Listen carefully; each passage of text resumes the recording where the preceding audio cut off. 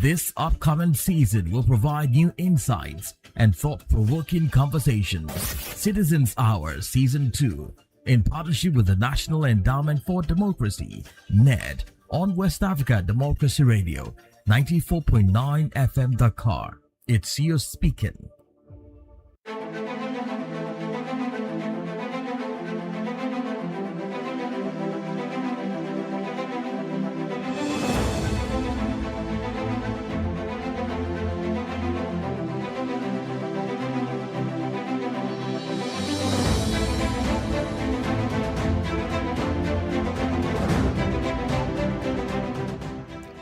Hello and welcome to Citizens Hour on West Africa Democracy Radio 94.9 FM. Citizens Hour is supported by the National Endowment for Democracy, NED. I am Veronica Njai, and we are live on 94.9 FM in Dakar, Senegal, and streaming on Facebook at WADR English and YouTube at WADR News. You can also join the conversation on WhatsApp at +221 7818454421 or on our social media platforms at WADR English. Now, across West Africa and the Sahel, young people represent the majority of the population and are increasingly visible in civic, political, and digital spaces. From grassroots mobilization to formal political engagement, youth participation in governance continues to expand in both scope and visibility. However, despite this growing presence, many young people still struggle to translate their engagement into meaningful influence within decision-making institutions. As a result, fundamental questions remain. Are young people truly shaping governance in West Africa? Why does the gap between participation and influence persist, and what reforms are necessary to ensure that youth voices are not only heard but acted upon? To have this conversation today, I am joined by Honorable Charles Goldnachi, political analyst and youth leadership advocate in Nigeria. I am also being joined by Yao Israel, president of the African Youth Changemakers based in Cote d'Ivoire, and Dr. Yusuf Ouattara, public policy expert in Burkina Faso. Gentlemen, welcome to Citizens Hour. Yes, I'm happy to be here. Thank you. All right. Thank you very much for joining me on this edition of the show. But before we begin, we just focus on the Sahel, and youth participation in governance takes different forms depending on national context. In Mali, the political transition has given rise to civic and associative movements, many led by young people actively engaging in public debate, awareness campaigns, and political messaging. These groups often describe their engagement as civic participation or contribution to national governance. However, their role also raises important questions about the space for independent youth voices, the diversity of political expression, and the channels through which young people can influence decision making. More details from our correspondent in Bamako, Aliou Cham, presented by Abdullah Hassan.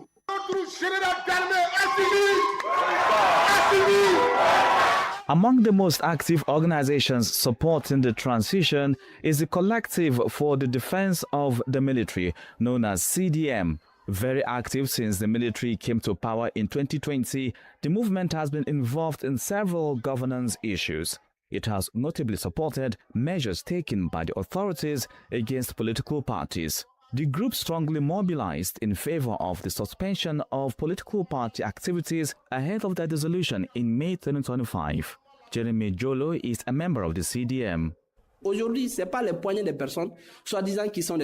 Today, it is not about the control of so-called politicians. How many political parties does Mali actually have? We are talking about nearly 300 political parties, and most of them do not have a real grassroots base. In terms of what is ideal, the goal is for Mali to return to normal life, back to the period before 2012, when Malians enjoyed peace. social cohesion, and strong community living. The objective is to restore all these elements. That is what many describe as the ideal situation. Nous voulons que tous ces éléments soient au rendez-vous, c'est ça l'idéal. Beyond political issues, CDM also expresses consistent support for the Malian armed forces. On social media and at public gatherings, the organization regularly highlights the army's operations in the fight against insurgency and calls on citizens to support national security efforts. Yunus Sumari is the Secretary General of CDM. We are active on the media front, but in terms of information and mobilization, everything depends on the situation, because we are dealing with an asymmetric war. When it is necessary to provide information to the defense and security forces, we will do so. When a communique is required, it will be issued. And when mobilization is needed, meaning rallying support around the shared ideal, we will also act accordingly. Another influential movement is Yerewolo Debu Solerampon. Created in 2019, the group became known for campaigns calling for the departure of foreign forces from Mali. Over time, the organization has become one of the main voices supporting the transitional authorities and the army in its fight against armed terrorist groups. Siriki Koyate is the spokesperson for Yerewolo. From Libya into our country, we understood that there were underlying interests at play. There were so-called invisible hands that had to be dealt with, and there was manipulation. It was therefore necessary to provide direction, to propose to the army and to the government a new orientation and a new understanding of the crisis. That is why we insisted on the departure of Bakening and MINUSMA, so as to clear the way for the army to retake Kidal, which had effectively become a sanctuary. In addition, Yerewolo runs awareness campaigns targeting young people, encouraging patriotism and urging them not to join violent extremist groups. Au moment où Yerewolo menait ses activités, at the time when Yerewolo was active, it was extremely difficult for those groups to recruit because the youth were driven by a strong sense of patriotism. We continued with communication efforts to make people understand that those who were using religion as a tool to spread terror needed to be exposed and sensitized. In that regard, we organized conferences, held workshops, and worked to understand the origins of the crisis. We also examined the roots of what is being described as terrorism, and we widely shared the real reasons behind the terror we are witnessing today.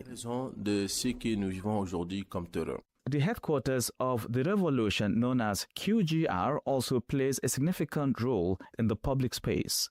The movement expresses its support for the military authorities and regularly takes part in civic mobilization initiatives. However, QGR places particular emphasis on youth involvement in public affairs. According to its leaders, the transition should pave the way for a new generation of citizens engaged in governance and democracy. Pab Jallo is the president of QGR. These ambitious projects focuses mainly on political issues and on strengthening participatory and people-driven democracy. For us, this is both a guarantee of national security and safety, and also a path towards prosperity for our nation, Mali, and for the future. Through their activities on the ground and online, these associations say they aim to bring citizens closer to national decision-making. They describe this engagement as a contribution to national governance.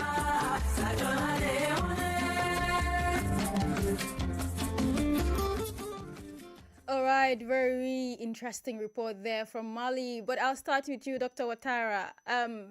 From that report in Mali, how would you interpret the role that Malian young people are playing in the governance of their country today? What we can notice is first an awareness that these youth are very aware of what they are facing, that their country is at stake, that peace is at stake in their country, and mainly that they have a role to play. Because in this country, the youth are used by violent extremist group because that are vulnerable and then can be radicalized. But the youth are also the solution to radicalization. The youth are the solution to strengthen the resilience to radicalization. So the message coming from the youth, not from other stakeholders, I think that is very central in making a very resilient community regarding insecurity and violent extremism, and then build the nation, build the state. Because all that they are facing actually is the youth which is paying the highest price in terms of joblessness, in terms of less economic opportunities, and sometimes also because they are lured to immigration to Western countries. So the youth are paying the higher cost, and it's a good thing that they are aware of this situation, and there are those who should carry the message to other youth in order to rebuild the nation. Back to you. All right, thank you very much, Mr. Watara. Very interesting. You're talking about the awareness of the young people, but I'll come back to that later as we progress in the conversation. That's very interesting. But then I will bring you in, Mr. Charles. How would you assess the report from Mali regarding the participation of the young people, or better still, how would you assess the participation of young people in transitional political systems? You're muted, please. You can kindly unmute and yeah.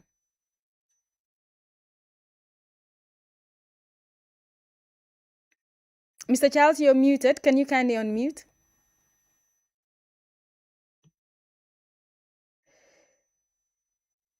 All right. Okay, you can go.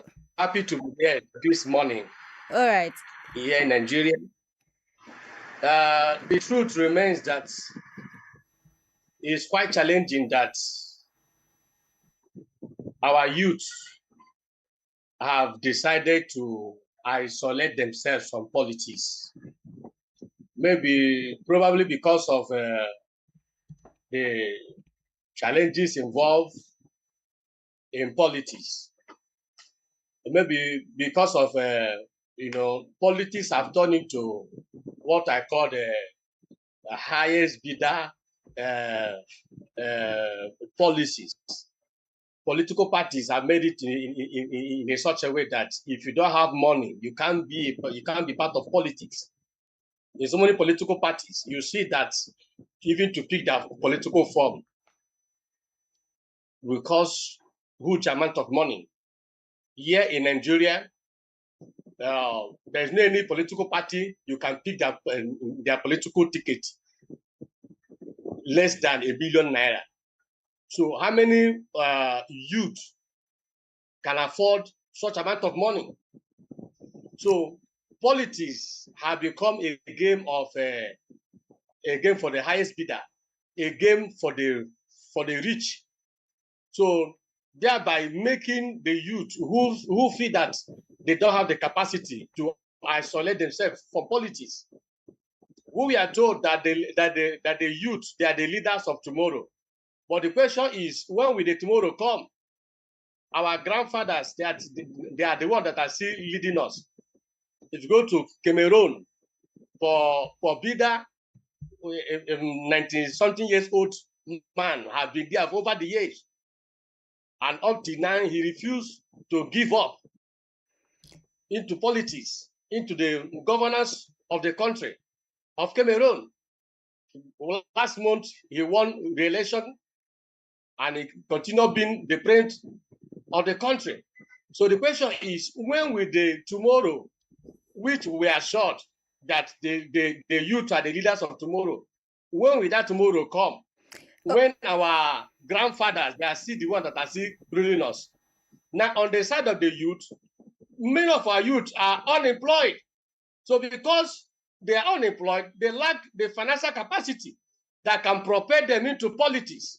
So these and many are the major reason why it looks as if the youth are not involved in politics. So as we proceed, I will be, coming up with so many points that have made our youth not to be committed in politics. All right. We'll get into politics of the money, as you mentioned. Obviously, we know that is a thing in a lot of countries. Young people, even though the policies do exist to have young people lead, but then politics is expensive in the country. To get registered is expensive. To mobilize the people is expensive. Everything is expensive. But then we'll get shortly into that. Right now, we'll just focus on the Sahel, the report in Mali, and I'll bring in Yao, Israel. Yao, can civic movements meaningfully influence governance without formal political structures? What do you think?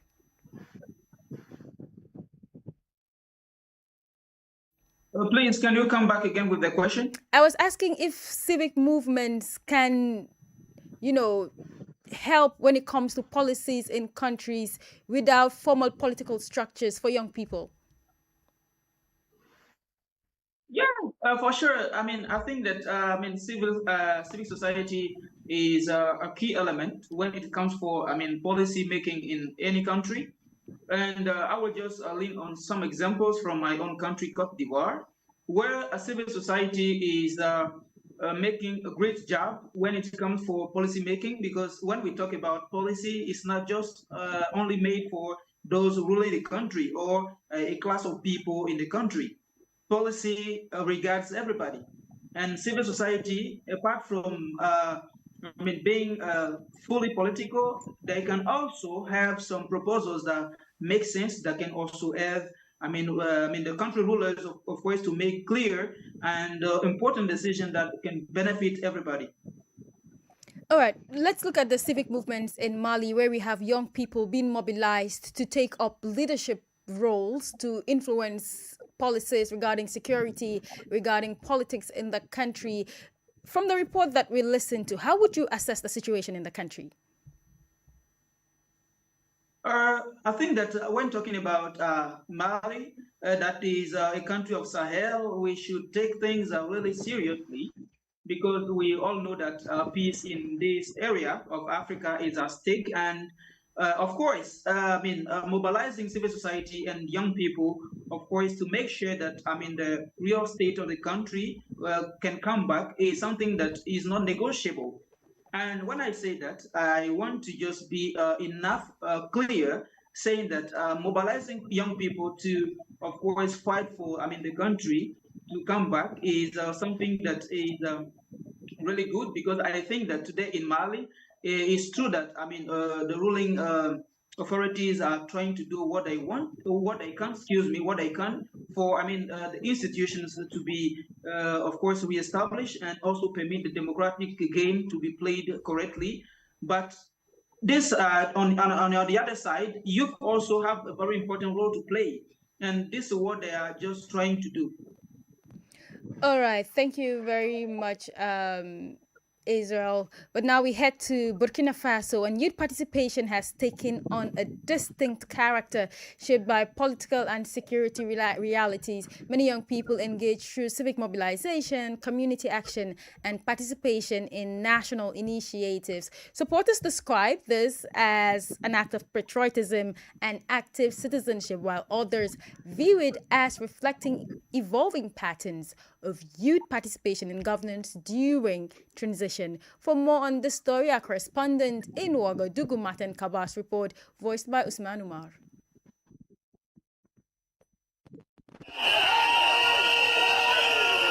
Large-scale mobilization took place at Place de la Nation in Ouagadougou on April 2, 2026. Following a call by the National Coordination for Citizen Vigilance, thousands of people, mostly young people, gathered at the square located in the heart of Burkina Faso's capital. Their objective, according to this demonstrator, was to show support for Burkina Faso's president, Captain Ibrahim Traoré, and his government. We are here to send a strong message to both national and international community. Captain Ibrahim Traore, our charismatic leader, is untouchable. Anyone who attempts to derail the program and vision that he has implemented to lift Burkina Faso out of its current challenges will face resistance from us.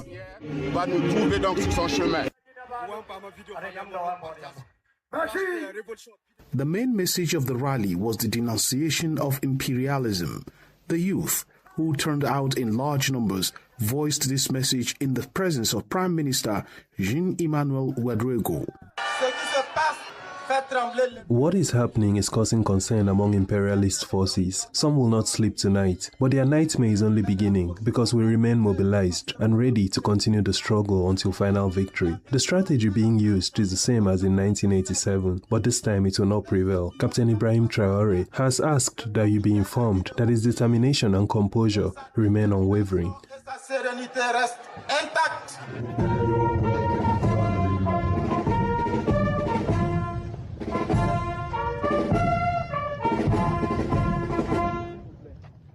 Demonstrations of this kind are regularly organized across the country. However, the support of young people goes beyond rallies and public denunciations. It is also expressed through vigilance posts at strategic locations around the city, such as this roundabout in the Wemtenga neighborhood. Mamadou Ouedraogo is a member of one such vigilance groups. Since the patriotic movement for the safeguard and restoration came to power, we have come together in unity to support our president and head of state, Ibrahim Traore, in achieving his goals, particularly the full recovery and restoration of our beloved country, Burkina Faso. The members of these groups refer to themselves as the guardian angels of the transition. Every night, they gather, as seen here, around cups of tea to talk and spend time together while promoting what they describe as the ideals of the revolution proclaimed on June 2, 2025 by Captain Ibrahim Traore. They also receive support from some elders, including Alona Traore, a companion of Thomas Sankara and the sole survivor of the killings that claimed the life of the leader of the August 1983 revolution. We must support a revolutionary process aimed at raising awareness. Revolution means deep structural change at all levels, including mindset. It is like a people's school where we learn the principles of a popular and progressive revolution. In the same spirit, members of these support groups regularly inaugurate roundabouts in major cities across the country to watch over the transition, as they put it. At the same time, many young people are choosing to join the armed forces and the Volunteers for the Defense of the Homeland (VDP).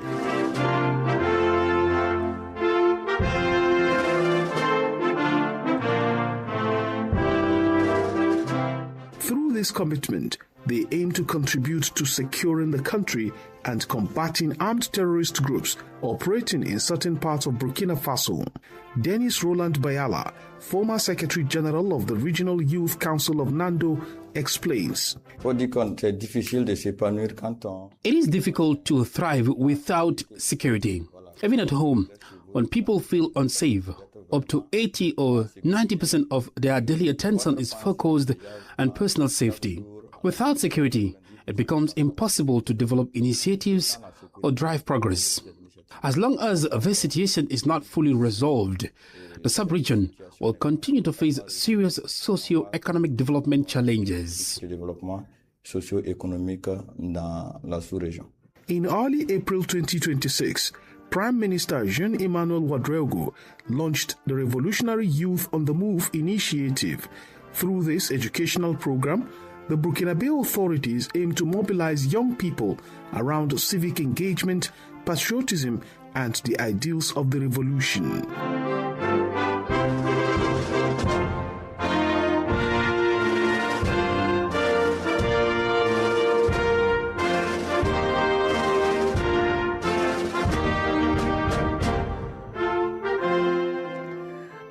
That was a report by our correspondent in Burkina Faso, Matan Kaba, voiced by Usman Umar. Dr. Ouattara, I'll start with you. Does civic mobilization strengthen governance inclusion or limit political diversity, in your opinion?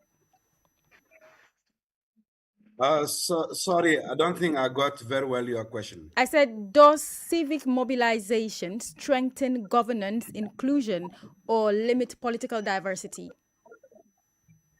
No, actually, you will see whether it's by ballot or by street demonstration, the youth have been pivotal. They have been very instrumental in framing the governance structure and the governance trajectory in Burkina Faso. So actually, they are the central actors, whether it's through election or through the transition period. So you will notice that the outcome of the different coup d'etat, basically the one which brought in power Captain Traore, the youth have been instrumental. But you should remember also that the departure of former President Blaise Compaoré, he stepped down because of the youth who stormed the street and said no to another representation or election by President Blaise Compaoré. So they know actually what they want, and they have the capacity to define and influence this structure. So after this political outcome, we also see that they are the main architect because on the battlefield, as the report say, the VDP, the volunteers are the youth. Most of those guys combating with the soldiers and the army are the youth. And there are also those who are at the roundabout. So here again, I want to point out that the youth are really aware of the stakes, the governance stake, and the future of this nation and their own future.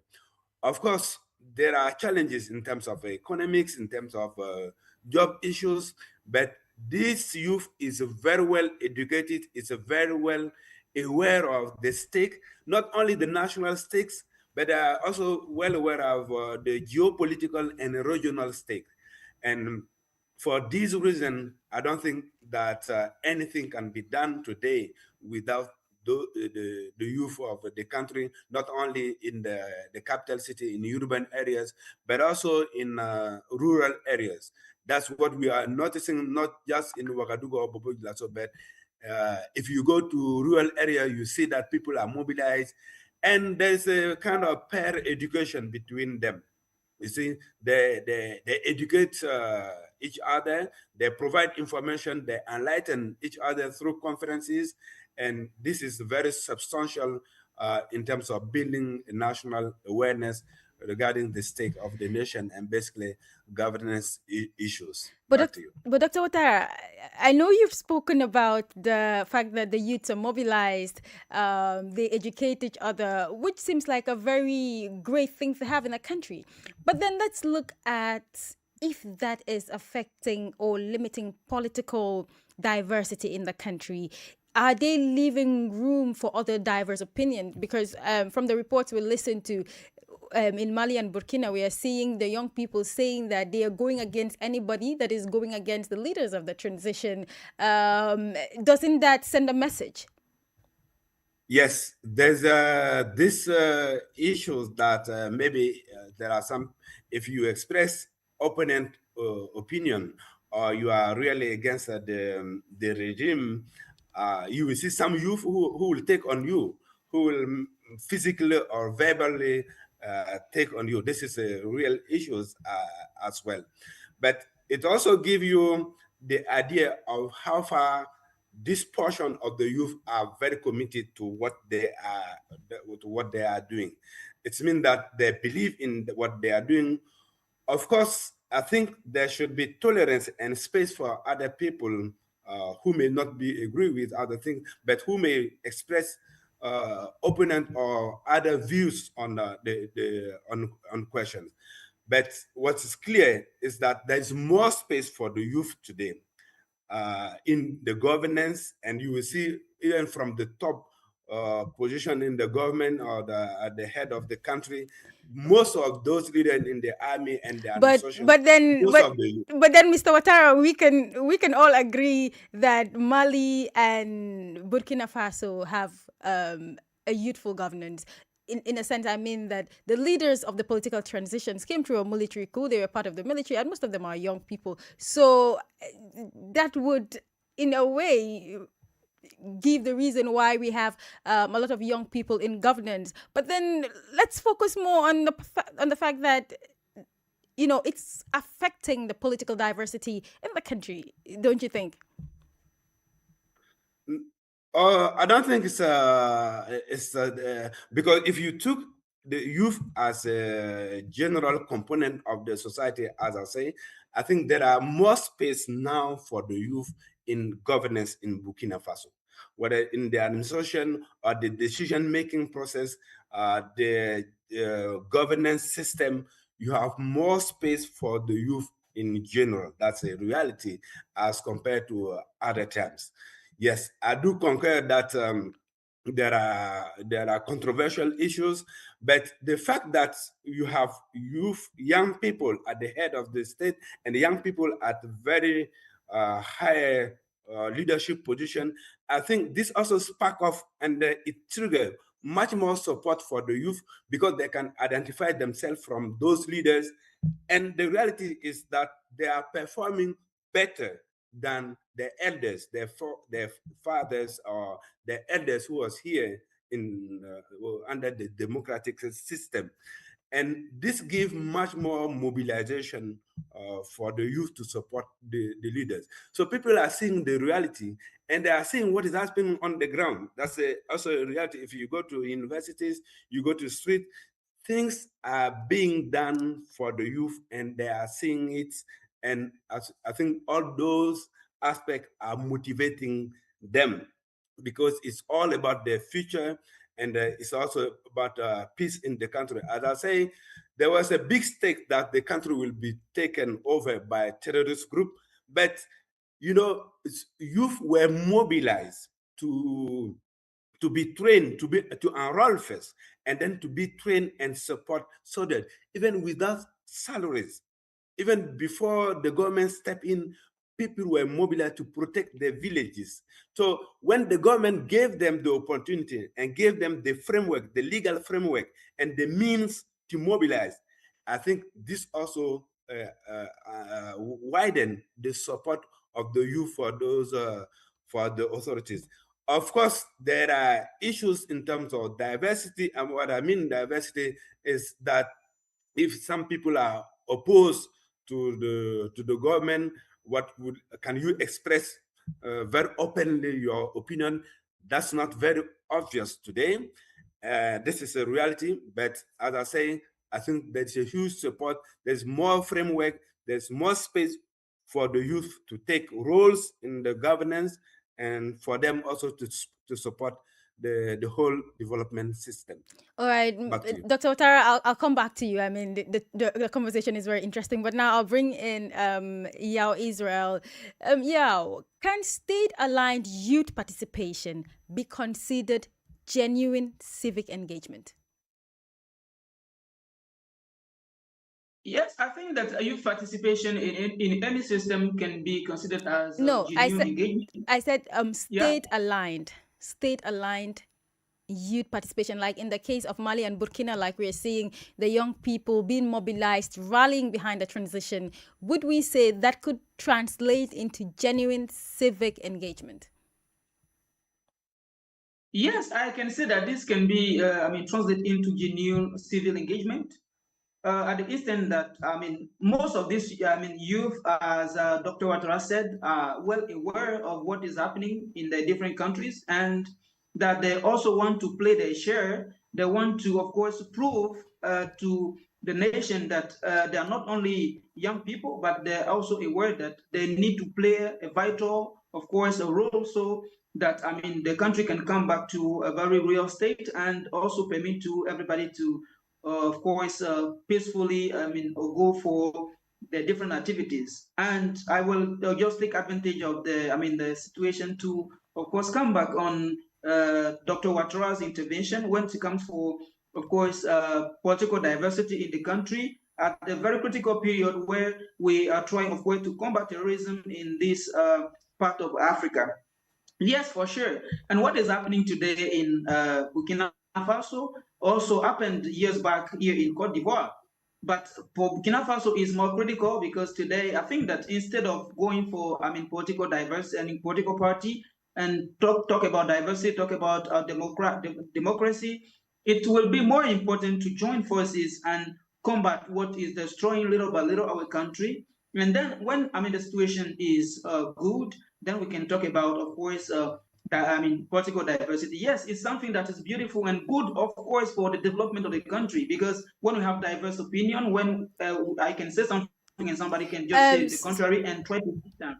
Okay, so yeah, if I understand you well, you're saying that if there are problems that are imminent, there is no need to focus on political diversity as the main thing. Unless the problems are solved, then we can think about political diversity. For sure. And why is that? I'm saying that when I say it, I really think about what I'm saying, because you may understand that years back, let me say, after Mr. Blaise Compaoré went out of power, the situation was really critical, and we experienced after a first coup and second coup that brought President Traoré to power, and we all know that through this democratic system and governance, we have not been able, of course, to stabilize the country and also the situation as it is now. So I'm not saying that we should not consider, other opinion or other political parties. No, this is not what I'm saying. But I'm saying that the main problem today is to come to a common agreement and try to fight for what is main and really important for the country. Why of course, keeping our political parties. I'm not saying that political parties should be let apart or maybe forbid to political leaders to talk. No, but I think that when there is something that is main to the country and it goes straight to the higher interest of the country, all the children of the country should gather and try to find a common solution. All right. Very, very, very interesting take there. Very interesting. But let's bring in Mr. Charles. Mr. Charles, how would you define meaningful participation in fragile contexts like we see in the situation in Mali, the situation in Burkina Faso, where the young people are being mobilized, and that is the way that they are being mobilized, in the way that they are rallying or being mobilized under the transitional governments? Mr. Charles, if you can unmute and answer.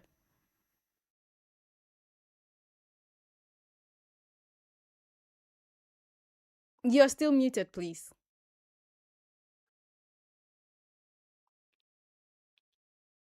Hello, can you hear me? Yes, please. Okay. Well, I don't really have much information on what is happening in Mali and what is happening in Burkina Faso. But what I know is that there is a kind of change of government. There is a kind of takeover of government, of leadership in Mali and in Burkina Faso, and which has made political activities to be in standstill over the years. There have not been election in Mali. There have not been election in Burkina Faso. In fact, currently now, we were expecting that in Mali that there would have been election this year, 2026. But up to now, there's no new information coming up from Mali. So I will not be able to, say much in what's happening in Mali, because since the military took over, politics in Mali and the Burkina Faso have been in standstill. So which has also made the youth not to be actively participate, because politics have been kind of placed in Mali and in Burkina Faso. So now there is so many political parties, activities of political parties were restricted.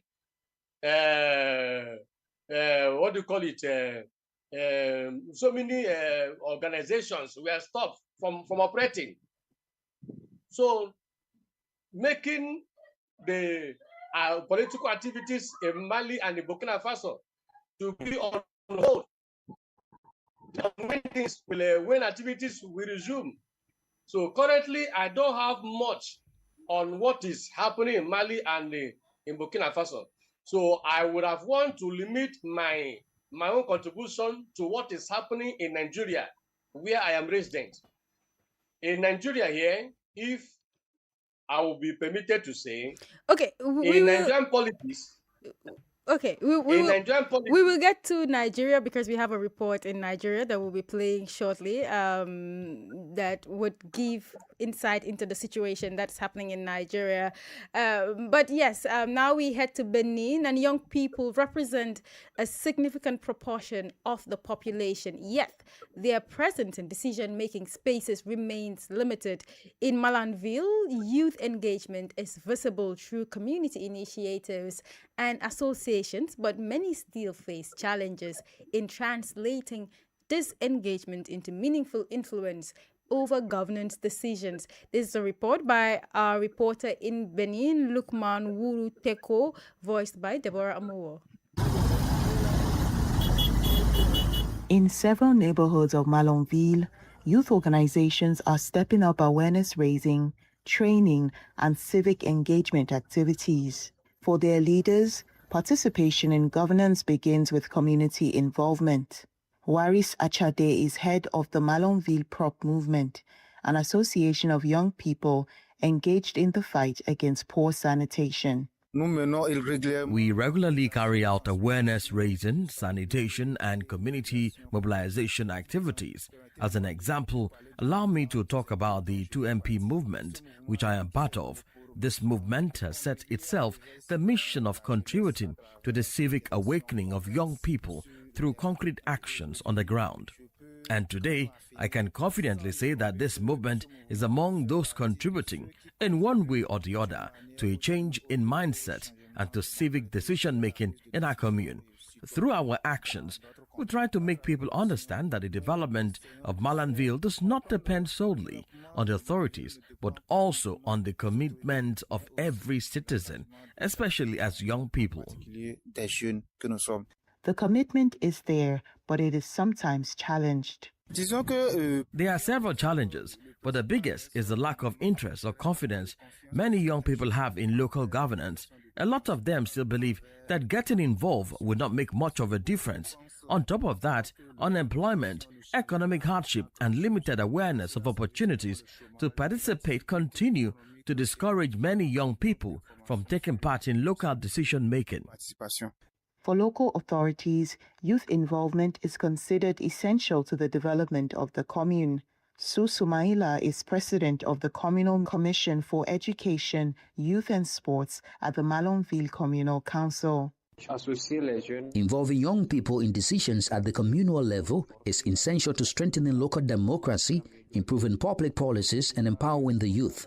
Ideally, part of the communal budget should be set aside for projects proposed by young people. These could include sports facilities, libraries, and other spaces where students and young people can learn, develop their skills, and contribute to the development of their community. However, young people remain underrepresented in certain local decision-making bodies, a situation that sometimes limits their influence on public policy. For civil society actors, the challenge is both institutional and cultural. I would say that for development to be meaningful, there has to be equity. There must be a place for everyone, for elders, for women, and for young people, because each group has its own needs. And to effectively address these specific challenges facing young people, they must have a seat at the table where decisions are made. According to them, meaningful youth participation should not be limited to attending public consultations. Young people need to be involved in the process. The challenges they face should be identified and addressed by young people. And for young people, when they are involved at every stage, they also become ambassadors of the message within their communities, helping to build a more resilient society. But if issues are not identified early and everyone is not included, the result is a flawed process, one that is unlikely to deliver lasting results. On ne voit pas un résultat à long terme. In Malonville, young people are working to ensure their voices are heard through associations, civic initiatives, and dialogue with local authorities. But between limited representation, insufficient consideration of their proposals, and the need for capacity building, the challenges remain numerous. For the stakeholders interviewed, more inclusive governance necessarily requires stronger youth participation in decisions that shape the future of the commune. All right, that was a report by our reporter, Lukman Wuru, voiced by Deborah Amowo, and that report was from Malonville, Benin. And I'll have you first, Israel. Why do the gaps exist between participation and influence across West Africa when it comes to youth participation? I think that this gap is explained by many reasons. Let's say that despite the fact that youth constitute a large part of the population in mostly the African countries, talking about Nigeria, Burkina Faso, Cote d'Ivoire, Mali, and so forth and so on. There is a critical problem of civic, of course, education. And as we could hear in the interview that we just, of course, played, today, people do not really, of course, want to start from somewhere. And I'm addressing this issue very importantly because it regards youth people. It's true that we will today say that, yes, there is a gap. We don't really see a lot of engagement by the side of young people in governance issues here and that.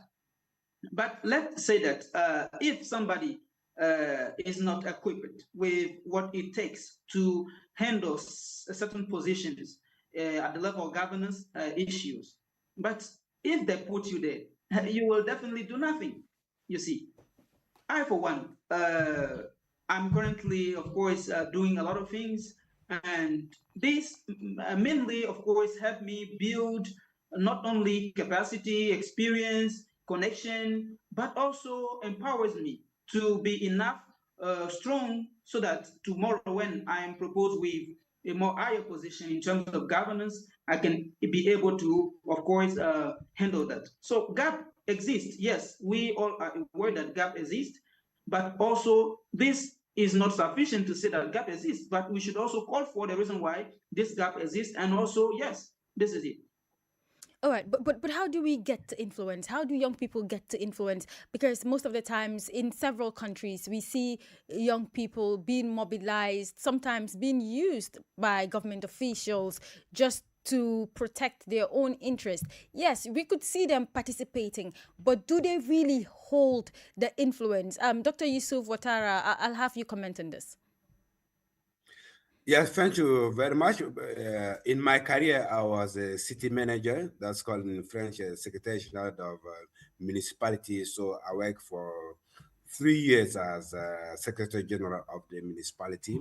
And I used to work also at the ministry in charge of decentralization. I know very well this issue. I think what is important is to create the framework. For example, now in Burkina, we have a new law governing decentralization. But in the past, there was no commission. If you take the board, there was no commission very specific or very oriented toward the youth. But now you have a commission, a special commission for the youth. And I think that's what has been presented in Benin. There's a commission which is led, even if it is not led by a youth, at least it's dedicated to specific issues that are concerned with the youth. I think we should create first the framework through maybe committees or other spaces where youth can have the opportunity to talk. Because if we take the general framework, the elders, they have the means, they are the one who will be elected, and then they just use the youth as an instrument to get elected. But after this, there's no way of influence. There's no way of having a say or a take in the trend of issue. But if you have the commission within the governance body, the local governance body, then they will be able to influence the decision. They know what is going to be discussed about. There's what is in the agenda, so they can influence the agenda. They can influence the outcome of this agenda. So this framework has to be designed in the laws and the policies governing local affairs. It's prompt what we call local democracy, actually, because it's from there that the youth will be better prepared and equipped in order to participate at the national affairs. If in their district, if in their village, they can discuss how to take care of water points, how to take care of health center, or even a recreation center for the youth. I think now there will be better tool in order to participate at the national level. So we need to create the framework for them to participate and influence the system. Back to you. All right, thank you, Dr. Ouattara. All the time we say that young people need to lead. Young people need to lead. We talk about the fact that policies are needed to ensure that young people lead. And in some cases, there are policies that are made to make it easier for young people to lead. But how feasible are these policies? Now we head to Nigeria, where there is one of such policies, and it is one of the most significant reforms aimed at increasing youth participation in politics, which came into effect in 2018 with the passage of the Not Too Young to Run Act. The legislation reduced the minimum age requirement for several elective offices and was celebrated as a major breakthrough for young Nigerians seeking greater representation in governance and decision-making. As Nigeria prepares for another electoral cycle, the debate continues over whether the promise of the legislation has been matched by reality. Our correspondent Yechenu Sasitu examines the impact of the Not Too Young to Run Act and whether young Nigerians are genuinely finding a place at the decision-making table. You, the young people of Nigeria, are now set to leave your mark on the political space. You are undoubtedly Nigeria's most important resource. The bill I just assented now becomes an act of the National Assembly.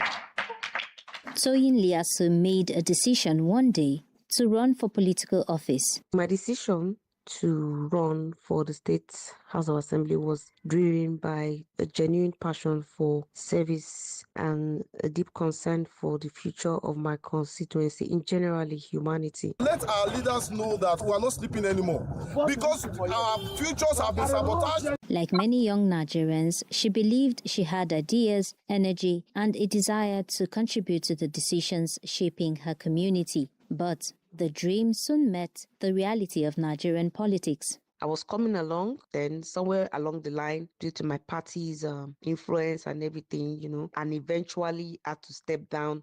Due to some things I may not want to say, but, in support of the party's candidate. Toyin's experience reflects a wider question confronting Nigeria as it moves towards the 2027 general elections. Has the Not Too Young to Run Act truly opened the door to political leadership for young people, or has it only lowered the age requirement to contest? In fact, when I came up, people were thinking I was joking. I got calls from so many people asking that, are you sure about this? I said, yes, I'm serious about this. They thought I was just playing it, so I said no. The campaign for the Not Too Young to Run bill began as a youth-led push for constitutional reform. In 2018, the bill was signed into law, reducing the age for the House of Assembly and House of Representatives from 30 to 25 years, and for the Senate and governorship from 35 to 30 years. The minimum age for the presidency was also reduced from 40 to 35. You, the young people of Nigeria, are now set to leave your mark on the political space. The reform was celebrated as a major victory. It meant that more young Nigerians could legally seek elective office. And there have been some gains. In the 2023 elections, Yaga Africa recorded 4,398 youth candidates out of more than 15,000 candidates on the ballot. But the number of young people who eventually won seats remained small compared with Nigeria's large youth population. In this Abuja alone, we are in darkness. So if you look at all sectors of the economy, there are challenges. This is not personal. This is about how far we have come in Nigeria with bad leadership. And we have people who are turning things around all over the world, and they are Nigerians. So we can do better if we get the right people into the system. Bring the energy and dynamism of young people to move Nigeria forward. Some younger politicians have broken through, including members of state houses of assembly and the National Assembly. But advocates say youth representation is still far from proportionate to the number of young Nigerians who vote, organize campaigns, and drive political conversations. One of the leading voices behind the Not Too Young to Run campaign, Hamzat Lawal, says age was only one of the obstacles facing young Nigerians. Sadly, money politics still plays center in Nigeria's emerging and young democracy. From campaign cost to nomination and expression of interest fee for party nomination forms, and also political patronage and funding political structures, and even having a political godfather dictate what happens and what becomes of the outcome. For many Nigerians, that reality is clear. While the law made it possible for younger people to contest for office, there are still major barriers. They know how things are done the old way, because despite the new law, the politics is still played the old way in Nigeria. Because even the young ones that are seemingly trying to get in have to be from influential homes, have their money. I do not believe that that's given young people enough opportunity. Since that time till now, I've just been marginal representation. I believe the implementation lies in young people themselves rising up. For Toyin and others like her,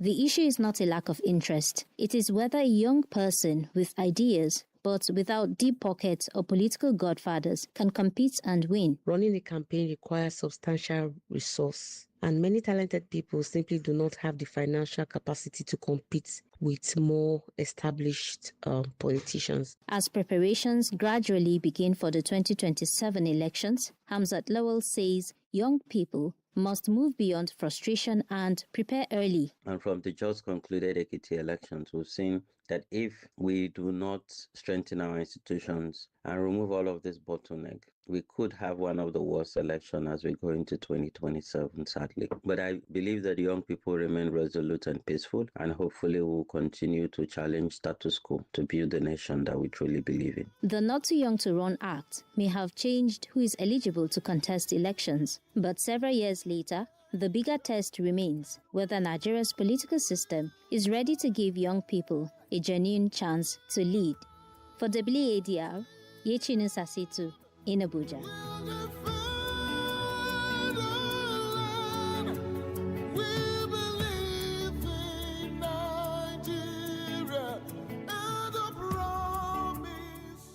All right, that was a report from Nigeria by our correspondent in Abuja, Yechinu Sasitu. Mr. Charles, I'll bring you in now. How would you assess the political situation in Nigeria? What is the problem?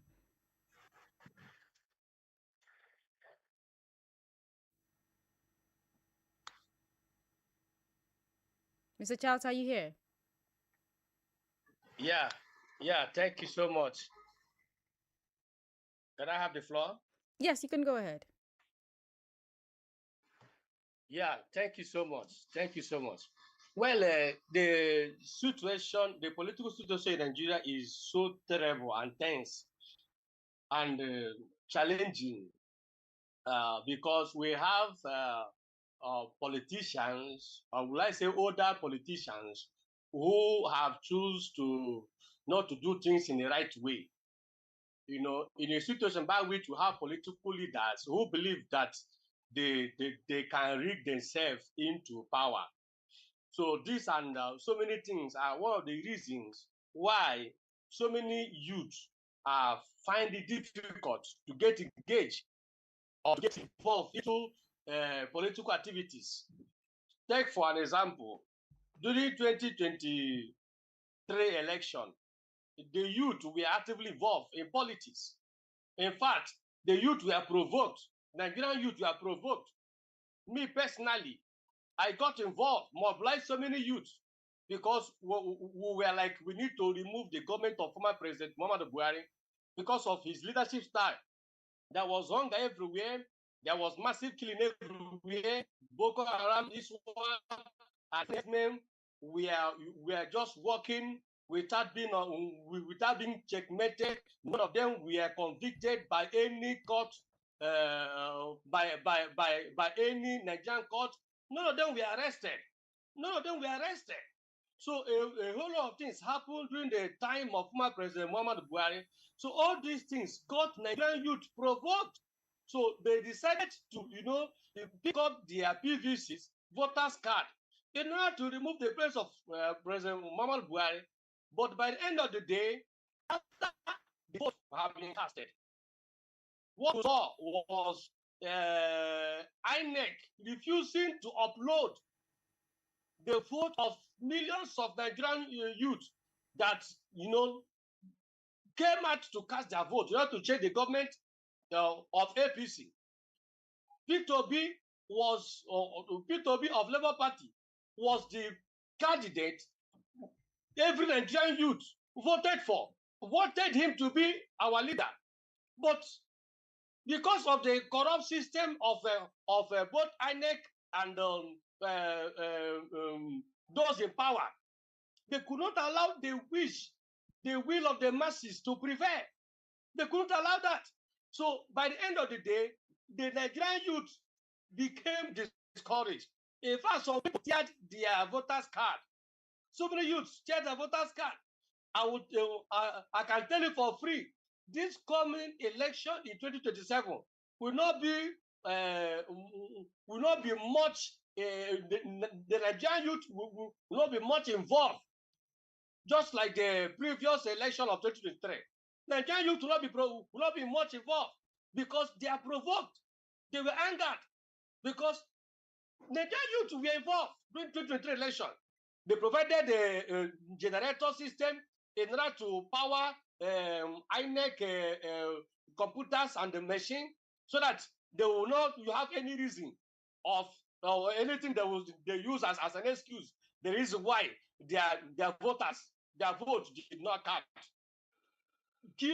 Thousands of Nigerian youth queue under the rain. They queue under the rain, under the sun, to vote. By the end of the day, and they came up with their system malfunction, this and that. They could not. Their IREV had issues. By the end of the day, Nigerian youth got discouraged, and that was how President Tinubu was announced as the president of Nigeria, against the will and the wishes of the Nigerian youth. So we are living in a country where rigging has become the order of the day in Nigeria. The rigging has become the order of the day. There's no any election that is being conducted in Nigeria that is not being rigged. Starting from the local election, House of Assembly election, senatorial election, governorship election, presidential election. There's no any election that is being conducted in Nigeria that are not being rigged. In fact, in Nigeria, we believe that what they do is selection, not election. What we believe in Nigeria, that what is going on in Nigeria is not election, but selection, where our political leaders select whom they want and impose it on the masses. They select whom they want, maybe probably their relation, their relative, their friends. They just select them and impose them on Nigeria. So this and that is what is making the Nigerian youth to a kind of isolate themselves from Nigerian politics. Now, right. Number two, in Nigeria here, you see that our political leaders, they use Nigerian youth for thuggery. Nigerian youth are not being prepared to stand for election. They are not being prepared to be active in politics. Rather, they are being used for thuggery. They are being used, equipped armed for thuggery. So how can somebody who has been armed for thuggery be thinking of how to represent his people? How can a Nigerian youth who is being, funded for thuggery, for killings, snatching of ballot boxes, will be able to think of standing for election in order to retire our other politicians? It's not possible. So once you're able to give them money and give them assignment on what you want them to do for you, they go ahead and do it. By the end of the day, you see that we'll keep re-electing our old politicians, old men whom we are told that a time will come that their tenure will expire. Their activeness will no longer be seen in Nigerian politics. But as I speak to you now, President Buhari died at the age of 80-something years. A man that we thought should have retired in politics. He was formerly head of state. He started ruling at the age of 30 years. At the age of 30 years. He controlled ruling even at the age of 80-something years. So how can the Nigerian youth be actively involved where the other politicians are not giving them opportunity to raise their head? Okay, thank you very much. When Nigerian youth are not being employed, unemployment is also contributing to affect Nigerian youth for being actively in participation in politics. When you look at what you are doing, you don't have the source of income. The politicians are cornered the whole money. They are siphon Nigerian economy. So nothing is left for the Nigerian youth to get themselves involved in politics. Because if you are thinking of going to politics, you must think about your pocket first. Do you have big pocket? Politics is made for those that have big pocket. Politics.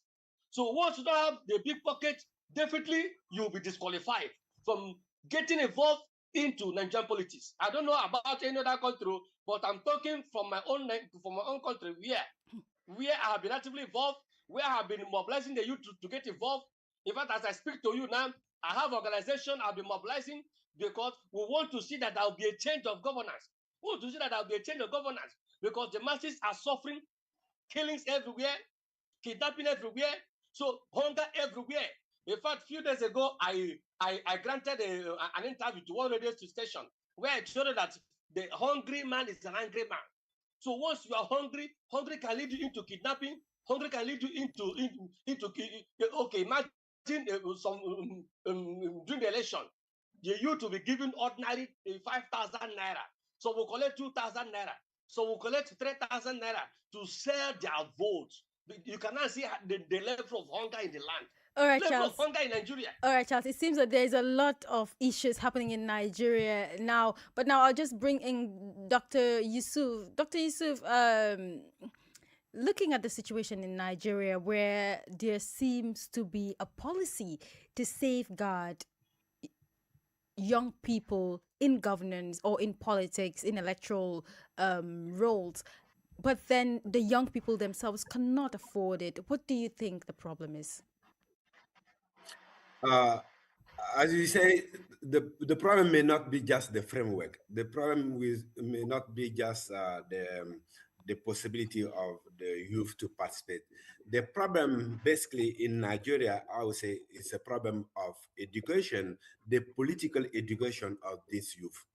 I think the youth has an argument. They have element to compete and raise up even in the turmoil of political leaders. But this youth has to be educated politically, I mean, to be convinced, to be persuaded on their political agenda and their political interests. You know, we sometimes think that in our countries, the politics is corrupt and all this, but people are sensitive to very good messages. People are sensitive when they see somebody who is genuine, who is who is correct, and who has a very clear agenda, who is working and want to fight for the community.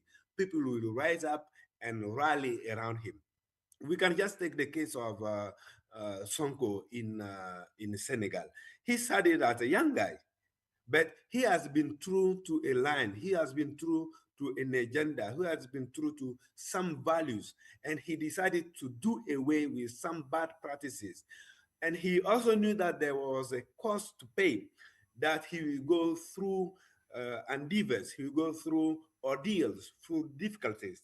But after all this, then he will clear the space, he will clear the road for his propension to the top of the country.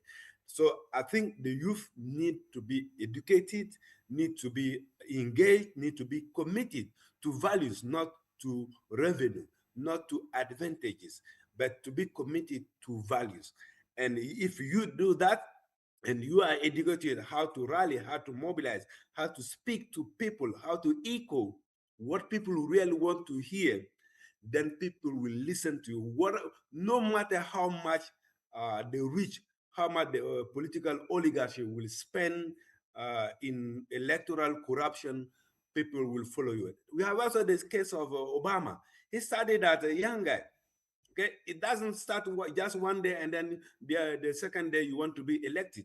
So it's all a process of self-education through experience, through action. I think that's what we need in Nigeria. Nigeria is a big nation with huge population and wonderful population. And I think this is what we should start doing, educating people not to be in hurry, but to follow all the steps that will shape them, that will help them shape also the road. And I think through this way, they will be successful in taking their position in the political ecosystem. All right, but then what reforms would you say are necessary now? Because now we speak about policies like, for example, the policy that we see in Nigeria, the not too young to act policy, but then the policy is not bearing the maximum results that is expected. So now we have to ask the other questions. What else should be done aside just having a policy that says that once you're 30 or 35, you can run for presidential elections or legislative elections? What reforms would you suggest are necessary for West Africa now? Also with the case of the Sahel. So I think it's all about competition. In French, there is an expression which basically says that you don't wait for a specific age to be wise enough. Somebody can wise at 30 and another will be less wise at 60 or 70. I think by 30, by 35, somebody can lead a country. And I think the final issue is what he or she represents. If that person is prepared, people will not look at his or her age. But there's a minimum. I think 35 for me will be a nice age, but I don't think there should be there should be a segregation, even if it's a positive segregation for the youth. I think they have to compete, and it is an advantage to be young and be very well mature. This will lure, this will be much more talking to people than any other person. I think being young and well educated, getting the right message will be the key to get to those positions. I think 35 to 40 is the right age, and the rest, all the citizens will be on the same stage, on the same starting points. Back to you. All right, thank you very much, Dr. Ouattara, for that. But before we conclude on today's edition of Citizens Hour, the question is, who gets to shape the future of our democracies? For our info check segment across West Africa, young people are voting, campaigning and demanding change, yet many still struggle to access the very institutions they hope to transform. On this edition of InfoCheck, Francis Boniface examines the barriers preventing young people from playing a meaningful role in governance and asks what it will take to turn political participation into real political power.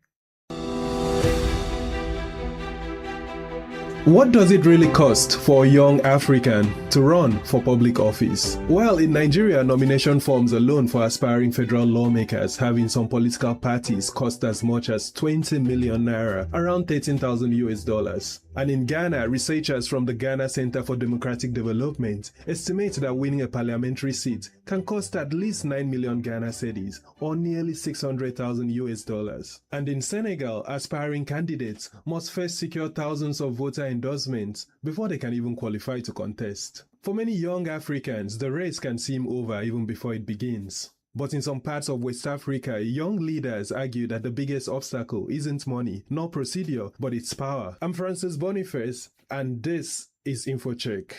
Across the continent, young Africans are campaigning, voting, organizing movements, protesting, and advocating for change. But many say that when it comes to shaping decisions that affect their future, they are still left outside the room. So, is Africa truly empowering its young people for leadership, or simply inviting them to watch from the sidelines? In Guinea-Bissau, young people play an active role during elections, campaigning for political parties, and making up a significant portion of the electorate. But according to Diana Taborda Gomes, a young leader with the movement of young people for decentralization in Guinea-Bissau, participation doesn't always translate into influence once the elections are over. La jeunesse est impliquée, oui. Maintenant, young people are involved. The youth form the base of the electorate, but are they given the opportunity afterwards to implement what they fought for? That remains to be seen. Ceux pour lesquels elle s'est battue pendant les mois de campagne, ça reste encore à voir. Money is often seen as one of the biggest barriers keeping young people out of politics. But in Guinea-Bissau, Diana Taborda Gomes believes money is not the biggest obstacle. Je pense que c'est pas une question d'argent. I don't think it is a question of money. It is a question of power. When people old enough to be great-grandparents still hold power, we have to ask ourselves, is it not time to give young people that opportunity? À la jeunesse maintenant le pouvoir. The concerns raised in Guinea-Bissau resonate across much of West Africa. In Côte d'Ivoire, Abdourahmane Cisse, a civil society leader working on governance and civic engagement, believes leadership is something that should be developed from an early age if societies want to prepare the next generation of public leaders. Leadership has to be cultivated and nurtured. We must create opportunities for young people to develop leadership skills if we want to see them take on greater responsibilities.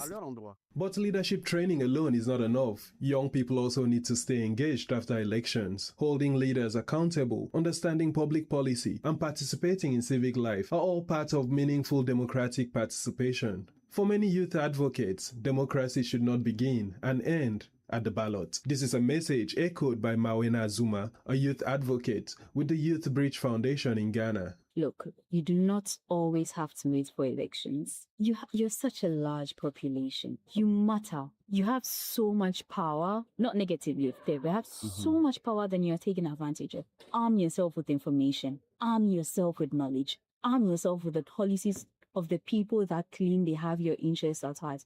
If you vote them into power, peacefully demand for those policies from them. If you did not vote them into power and they get into power, peacefully still demand it from them, because they've signed contracts not just with you, but with the country at large. You are young, you matter. She believes young people already have enormous influence, but must continue to use it long after election day. Across West Africa, young people continue to demand a greater role in shaping the future of their countries. For government, the challenge is no longer simply encouraging young people to participate. It is creating meaningful opportunities for them to influence decisions, lead institutions, and help shape public policy. Young people have shown that they are ready to participate. The question now is whether our institutions are ready to let them lead. This has been InfoCheck. I'm Francis Boniface. See you next time.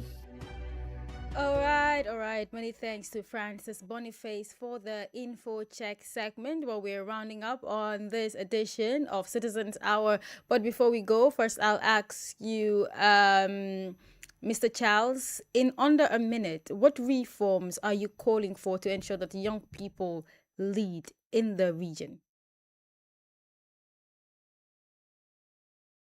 Mr. Charles, are you there? All right. Yao, please, in under a minute, what reforms are you calling for to ensure that young people lead in the region?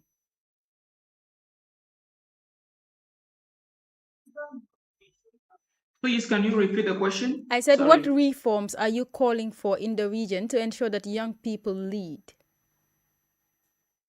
Okay, I think that in the reforms that I'm calling for for the young people to lead just clear. We need to establish a specific age when young people can really compete, and this is the case today in Cote d'Ivoire, where young people whose age is 25 can compete for the MP to be a member of parliament.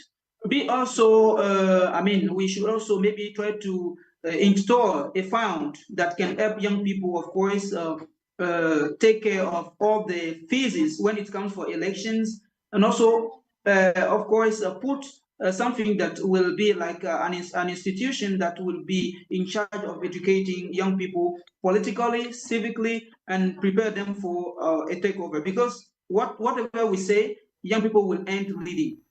Thank you. All right, thank you very much, Yao Israel, for the comment. Dr. Ouattara, I'll have you now. Obviously, you're very engaged when it comes to policies. So, again, what reforms would be necessary? I'll begin with the Sahel first. Tell us what reforms you think are necessary in the Sahel to ensure that young people lead, and again, in Nigeria and other countries. Yes, in the Sahel, we are very indulged in the vast reform system, in the governance system. Of course, we are not talking yet about the election in Mali or in Burkina. There's no policy reform talking about election, but the ground is being prepared. But because, as I say, for example, for local governance, there's a framework that's already well defined in Burkina, in Mali as well. I think this is really the starting point. Like in China, you start in the district level, you start at the village level, you start at the school level. We know that most of our leaders were first leaders of the trade union or university or school trade union. That's where they got the training. That's where they got the appetite for the political affairs. So I think the framework has to be developed and set up at the local level by giving the opportunity to the youth and in order to participate to real local affairs, and then they will be able to translate this into national aspect. But this comes from the local government law and all the laws that are governing local affairs, like the management of the water point, as I say, the management of schools, the management of a health center. So there are committees in all those areas. I think there should be space for youth to be involved in the management of these local affairs. So that's where they build experience. So you believe that youth leadership should be progressive. They should start from somewhere. Exactly. Okay. Thank you very much, Dr. Ouattara. And that's how we wrap it up for today's edition of Citizens Hour on West Africa Democracy Radio, supported by the National Endowment for Democracy Net. Thank you for listening, and many thanks to my guests, Mr. Charles Gold-Nyachi, political analyst and youth leadership advocate based in Nigeria, Yao Israel, president of the African Youth Change Makers based in Cote d'Ivoire, and Yusuf Ouattara, who is a policy or public policy analyst expert based in Ouagadougou, Burkina Faso. Thank you so much for your comments throughout the conversation. It's been a pleasure to have you as part of this edition. Now, today's discussion highlights a clear reality across West Africa and the Sahel. Young people are active in governance spaces, but their influence remains uneven and often limited. From civic mobilization in Mali and Burkina Faso to community engagement in Benin and legislative reform in Nigeria, youth participation continues to evolve, but structural barriers remain significant. The challenge is ensuring that participation leads to influence in decision making. Can young people influence decision making? The conversation has to keep going on. And for today's edition, I thank the technical team, Maudo Juve and Ismaila Kamara. I am Veronique Njai. Stay safe, stay engaged.